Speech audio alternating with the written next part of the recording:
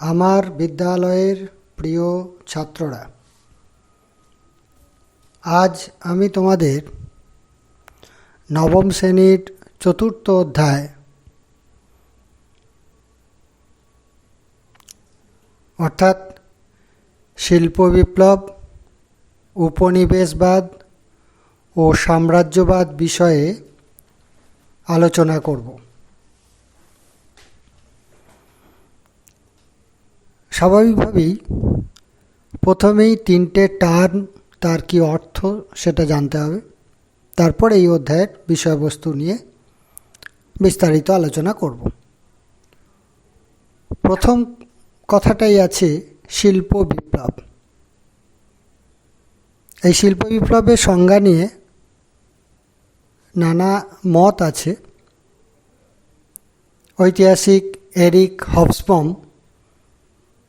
শিল্প বিপ্লব বলতে বলেছেন, অনুকূল রাজনৈতিক, অর্থনৈতিক ও সামাজিক পরিস্থিতিতে শিল্প উৎপাদনে যে ব্যাপক পরিবর্তন সূচিত হয় তাকে বলা হয় শিল্প বিপ্লব।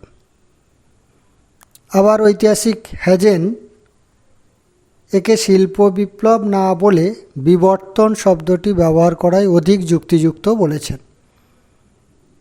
তবে সর্বজনগ্রাহ্য যে সংজ্ঞা, সেখানে শিল্প বিপ্লব কথাটাই অধিক যুক্তিযুক্ত। ঐতিহাসিক ফিশার শিল্প বিপ্লবের সংজ্ঞায় বলেছেন, দৈহিক শ্রমের পরিবর্তে যন্ত্রশক্তির সাহায্যে শিল্প সামগ্রিক উৎপাদন বৃদ্ধিকে শিল্প বিপ্লব বলা হয়। এটা যদি সাধারণ বাক্যে আমরা ব্যবহার করি, কায়িক শ্রমের পরিবর্তে বৈজ্ঞানিক যন্ত্রপাতির সাহায্যে উৎপাদন ব্যবস্থার আমূল পরিবর্তনকে শিল্প বিপ্লব বলে। অষ্টাদশ শতকে শিল্প উৎপাদনের পরিমাণ ও গুণগত মানের যে অভূতপূর্ব পরিবর্তন লক্ষ্য করা যায় তা শিল্প বিপ্লব নামে পরিচিত। শিল্প বিপ্লব বিশ্ব রাজনীতি এবং অর্থনীতির ক্ষেত্রে একটা বড় ধরনের পরিবর্তন এনেছিল। আমরা এই অধ্যায়ের একটি গুরুত্বপূর্ণ অংশ শিল্প বিপ্লব বিষয়ে পড়ব। এর পরের যে টার্মটি আছে সেটা হলো উপনিবেশবাদ। উপনিবেশ কি? উপনিবেশবাদই বা কী? রাজনৈতিক ও অর্থনৈতিক দিক থেকে শক্তিশালী একটি দেশ যখন অন্য এক বা একাধিক দুর্বল রাষ্ট্র ও তার জনগণের ওপর আধিপত্য কায়েম করে, তখন সেই আধিপত্যের ক্ষেত্রটিকে উপনিবেশ বলা হয়। মানে যে জায়গায় আধিপত্য প্রতিষ্ঠিত হয় সেটা হলো উপনিবেশ। একটা সাধারণ উদাহরণ আমাদের দেশকেই দেওয়া যেতে পারে। ভারতবর্ষ ইংল্যান্ডের একটি অন্যতম উপনিবেশ ছিল। কেন ছিল বলছি বুঝতে পারছো, এখন আর নেই। তো উপনিবেশ বিস্তারের সাথে সাথে অর্থনৈতিক লোলুপতা প্রকট হয়ে ওঠে। অর্থাৎ উপনিবেশ স্থাপনের মূল লক্ষ্যই হচ্ছে আর্থিক স্বার্থকে চরিতার্থ করা। এর পরের টার্মটা অধিকতর রাজনৈতিক গুরুত্ব আরোপকারী, সেটা হলো সাম্রাজ্যবাদ। উপনিবেশবাদ এবং সাম্রাজ্যবাদ এটি দুটি কোরিলেটেড, খুব কাছাকাছি সম্পর্ক বা মানের দিক দিয়ে অনেকটা কাছাকাছি। যেটা আমরা বলতেই পারি যে কোনো দেশ যখন অন্য কোনো দেশের ওপর তার সার্বিক রাজনৈতিক কর্তৃত্ব প্রতিষ্ঠা করে তখন তাকে বলা হয় সাম্রাজ্যবাদ। এই সাম্রাজ্যবাদের মধ্যেও অর্থনৈতিক একটা দৃষ্টিকোণ আছে।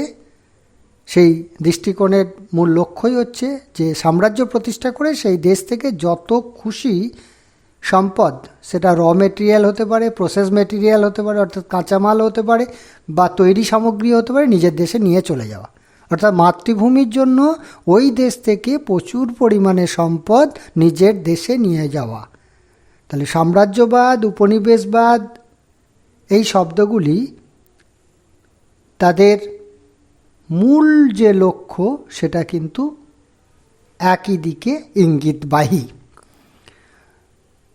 আমরা এই অধ্যায়ে মূলত এই তিনটি বিষয়ের সঙ্গে সম্পর্কযুক্ত ইউরোপীয় রাজনীতি নিয়ে আলোচনা করব। রাজনীতি বলতে আমি আগেই বলেছি, যা রাজনৈতিক, সামাজিক এবং অর্থনৈতিক তিনটি বিষয়ই সমান গুরুত্বপূর্ণ। প্রথমেই তোমাদের যেটা আছে শিল্প বিপ্লব। শিল্প বিপ্লবের সংজ্ঞা একটু আগেই বললাম তোমাদের। শিল্প বিপ্লব প্রথম ইংল্যান্ডে দেখা দেয়। সাধারণভাবে ইংল্যান্ডে শিল্প বিপ্লবের সময়কাল বলা হয় 1760 থেকে 1780 খ্রিস্টাব্দে ইংল্যান্ডে শিল্প বিপ্লবের সূচনা হয়েছিল। এই সময়ে ইংল্যান্ডেই প্রথম শিল্প বিপ্লব দেখা দেয়। খুব স্বাভাবিক প্রশ্ন, কেন ইংল্যান্ডেই প্রথম, অন্য কোথায় নয় কেন? ইউরোপের তো আরও দেশ আছে, ইংল্যান্ডেই কেন প্রথম দেখা দিল? সেই কেনর উত্তর হচ্ছে শিল্প বিপ্লবের কারণ। অর্থাৎ ইংল্যান্ডে শিল্প বিপ্লব সংগঠিত হওয়ার পশ্চাতে বেশ কিছু কারণ ছিল, যে কারণগুলি অন্যান্য দেশে প্রকট ছিল না বা সেই উপযুক্ত পরিকাঠামো ছিল না। ফলে সে দেশগুলিতে না হয়ে ইংল্যান্ডেই প্রথম হলো। তারপর সেই দেশগুলিতে ক্রমশ বিজ্ঞানের অগ্রগতির কারণে বা নানা পরিস্থিতি, রাজনৈতিক অনুকূল পরিবেশের কারণে ক্রমশ শিল্পের বিকাশ ঘটেছিল। এমন না ইংল্যান্ডেই সীমাবদ্ধ ছিল, ইউরোপে অন্যান্য দেশগুলিতেও শিল্প বিপ্লব হয়েছিল, তবে পরে। স্বাভাবিকভাবে আগের প্রশ্নে চলে যাই। মহাদেশের মধ্যে ইংল্যান্ডেই প্রথম শিল্প বিপ্লব হওয়ার পশ্চাতে বেশ কিছু কারণ ছিল। প্রথমত তার ভৌগোলিক অবস্থান। ইংল্যান্ডের ভৌগোলিক অবস্থান শিল্প বিপ্লবকে ত্বরান্বিত করে। ইংল্যান্ডের চারিদিকে ছিল ভগ্ন উপকূল, নদীগুলি ছিল নাব্য, তার ভূভাগের কোনো অংশই সমুদ্র থেকে 70 মাইল দূরে ছিল না। ফলে জলপথে ও সড়কপথে আমদানি রপ্তানি প্রক্রিয়া যেমন সহজ ছিল, তেমনই খুব সস্তাও ছিল। তাছাড়া ইংল্যান্ডের যে স্যাঁতস্যাঁতে আবহাওয়া, অর্থাৎ আর্দ্র জলবায়ু, বস্ত্রশিল্পের পক্ষেও এক উপযোগী উপাদান হিসাবে কাজ করেছিল। তাহলে ভৌগোলিক অবস্থান ইংল্যান্ডের শিল্প বিপ্লবের একটি গুরুত্বপূর্ণ কারণ ছিল। দ্বিতীয়ত কাঁচা মালের যোগান। অষ্টাদশ শতকে ইংল্যান্ডে কৃষি বিপ্লবের ফলে শিল্পের প্রয়োজনীয় প্রচুর কাঁচা মাল উৎপাদিত হতে থাকে। শুধু তাই নয়, ইংল্যান্ডের গোটা বিশ্বব্যাপী উপনিবেশ থেকে প্রচুর পরিমাণে সস্তায় কাঁচা মাল তারা নিজের দেশে আনতে থাকে। ভারত ও আমেরিকা থেকে সস্তায় নিয়মিত শিল্পের প্রয়োজনীয় কাঁচামাল সংগ্রহ করতে সক্ষম হয়। ফলে অন্যান্য দেশগুলির তুলনায় ইংল্যান্ড আমদানিকৃত কাঁচামালের পরিমাণ অনেক গুণ বেশি। কাঁচামালের যোগান হওয়া মানেই শিল্পের বিকাশ ঘটবে। ফলে তাদের দেশে দ্রুত অগ্রগতি ঘটেছিল। ভারতবর্ষ তো ইংল্যান্ডের কাছে একটি গুরুত্বপূর্ণ রত্ন, কারণ সেখান থেকে কাঁচা মাল, যেটাকে আমরা পড়াতে গিয়ে বলি, আমাদের দেশ থেকে মাল নিয়ে গেল, কাঁচা মাল প্রসেস হলো, সেখানে তৈরি হয়ে আবার আমার দেশে এসে বিক্রি করলো। না মুনাফা বিনিয়োগ করতে হলো, আমাদের রাজস্ব থেকে অর্থ নিয়ে কাঁচা মাল কিনলো, ধরো এখান থেকে রাজস্বর অর্থ পেলো, সেখান থেকে তুলো কিনলো, তুলো কিনে ইংল্যান্ডে ম্যানচেস্টারে কাপড় তৈরি হলো, সেই কাপড় এসে আবার আমাদের দেশে বিক্রি করলো। যেটাকে ঐতিহাসিকরা মজা করে বলেন মাছের তেলে মাছ ভাজা, অর্থাৎ কাঁচা মালের সুলভ যোগান তাদের শিল্প বিপ্লবের ক্ষেত্রকে তৈরি করেছিল। এছাড়াও সুলভ শ্রমিক, ইংল্যান্ডে অষ্টাদশ শতকে জনসংখ্যা বৃদ্ধি ঘটে। প্রশ্ন কেন? না, ইংল্যান্ডে সেই রাজনৈতিক পরিস্থিতি, অর্থনৈতিক পরিস্থিতি, কৃষি উৎপাদন ব্যবস্থার বড় ধরনের পরিবর্তন জনসংখ্যার বৃদ্ধির একটা বড় কারণ। যদি রাজনৈতিক স্থিতাবস্থা থাকে, শান্তি থাকে, এতে জনসংখ্যা বৃদ্ধি। এই বাড়তি জনসংখ্যা সেগুলি কি করলো? শহরে আসতে রইল, শহরে শিল্পে তারা কাজে নিযুক্ত হলো।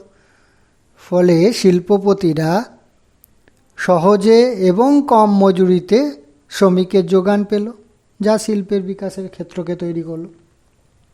বিশ্বের অন্যান্য দেশে স্বাধীন শ্রমিকের অভাব থাকলেও ইংল্যান্ডের ক্ষেত্রে তা কিন্তু ছিল না। ফলে সহজেই সেখানে শিল্পের বিকাশ ঘটেছিল। এছাড়াও রাজনৈতিক স্থিতিশীলতা একটা গুরুত্বপূর্ণ বিষয়। যে কোনো দেশের শিল্প বা কৃষি অর্থনীতি বলো, অর্থনৈতিক অগ্রগতি ঘটতে গেলে রাজনৈতিক স্থিতাবস্থা খুব প্রয়োজন। রাজনৈতিক অস্থিরতা কিন্তু শিল্পের বিকাশের প্রতিবন্ধক। সেটা আজই বলো, ভবিষ্যতে বলো, বা অতীতেও আমরা দেখেছি। আমরা অতীতের অভিজ্ঞতা থেকে শিক্ষা নিয়ে বর্তমানকে নিরীক্ষণ করতে পারি এবং ভবিষ্যৎকে পথ দেখাতে পারি। তাহলে শিল্পের বিকাশের ক্ষেত্রে রাজনৈতিক স্থিতাবস্থা একটা জরুরি বিষয়, যেটা ইংল্যান্ডে ছিল। এবারে কেন ছিল? 1688 খ্রিস্টাব্দে ইংল্যান্ডে গৌরবময় বিপ্লব হয়।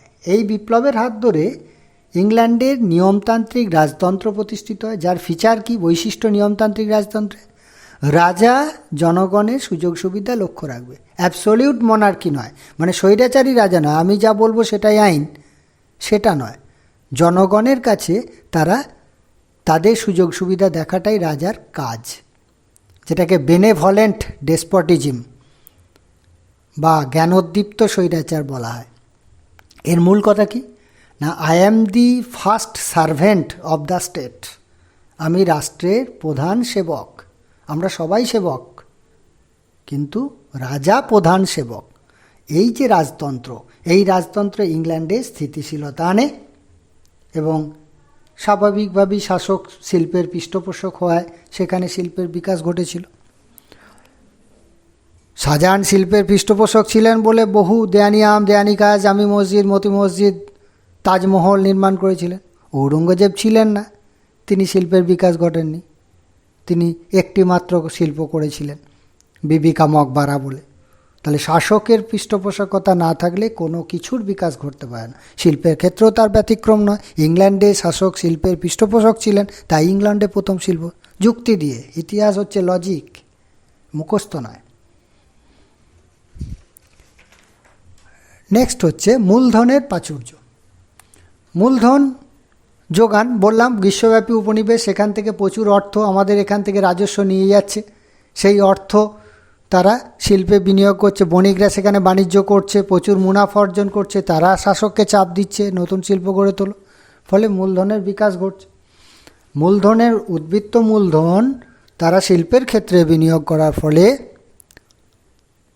বিকাশ ঘটেছিল। ইংল্যান্ডের জাতীয় ব্যাংক, ব্যাংক অফ ইংল্যান্ড গড়ে ওঠায় শিল্পক্ষেত্রে প্রচুর ঋণ দিয়ে শিল্প বিপ্লবকে সাহায্য করেছিল। আর গোটা বিশ্বব্যাপী, নেক্সট যে গুরুত্বপূর্ণ পয়েন্ট, বিশ্বব্যাপী বাজার। গোটা বিশ্বব্যাপী ইংল্যান্ডের বাজার ছিল। উপনিবেশ ছিল মানে বাজার ছিল। উৎপন্ন পণ্য সে দেশে বিক্রি করলো, সেখান থেকে অর্থ নিয়ে এলো। আমার যেটা উৎপন্ন হবে সেটা বিক্রি করা তো বাজার থাকতে হবে, নাহলে সেটা তো নষ্ট হবে। ইংল্যান্ডে সেটা ছিল, ফলে সে দেশে বিকাশ ঘটেছিল। আর যোগাযোগ ব্যবস্থা উন্নতি যথেষ্ট ছিল, বলেছি সমুদ্রের রানী, জলপথে তারা যথেষ্ট সহজেই তারা অন্য জায়গায় রপ্তানি করতে পারতো, আমদানি করতে পারতো সামগ্রী। নদীপথে, স্থলপথে উভয় ক্ষেত্রেই তারা যথেষ্ট অগ্রগতি ছিল। সর্বোপরি এই যে বিকাশ, সেটাকে সার্বিক রূপ দিয়েছিল বৈজ্ঞানিক আবিষ্কার। অষ্টাদশ শতকে ইংল্যান্ডে শিল্প বিপ্লব হওয়ার ক্ষেত্রে একটি গুরুত্বপূর্ণ কারণ হলো বৈজ্ঞানিক যন্ত্রপাতির আবিষ্কার। স্পিনিং জেনি, উড়ন্ত মাকু, ওয়াটার ফ্রেম, মিউল, পার লুম, এগুলো সব হচ্ছে বস্ত্রশিল্প বিষয়ক। এছাড়াও বাষ্পীয় ইঞ্জিন, নিরাপদ বাতি যেটাকে সেফটি ল্যাম্প বলা হয়, ব্লাস্ট ফার্নেস প্রভৃতি আবিষ্কারের ফলে ইংল্যান্ডে কারখানায় উৎপাদন ব্যবস্থার অগ্রগতি ঘটে। যেমন জন কে উড়ন্ত মাকু আবিষ্কার করেছিলেন, হারগিভস স্পিনিং জেনি আবিষ্কার করেছিলেন। এই সব নবনব আবিষ্কার, বাষ্পীয় ইঞ্জিন জেমস ওয়াট, বাষ্পচালিত rail engine George Stephenson, safety lamp Humphry Davy আবিষ্কার ইংল্যান্ডের শিল্প বিপ্লবের ক্ষেত্রকে তৈরি করেছিল। তাই ইউরোপের অন্যান্য দেশ অপেক্ষা ইংল্যান্ডে প্রথম শিল্প বিপ্লব ঘটে এবং সেই বিপ্লব অর্থনৈতিক ক্ষেত্রে একটা বড় ধরনের পরিবর্তন এনেছিল, যেটা আবার একটা ইঙ্গিতও দিয়েছিল উপনিবেশবাদ ও সাম্রাজ্যবাদের। এটা পরে আলোচনা করব।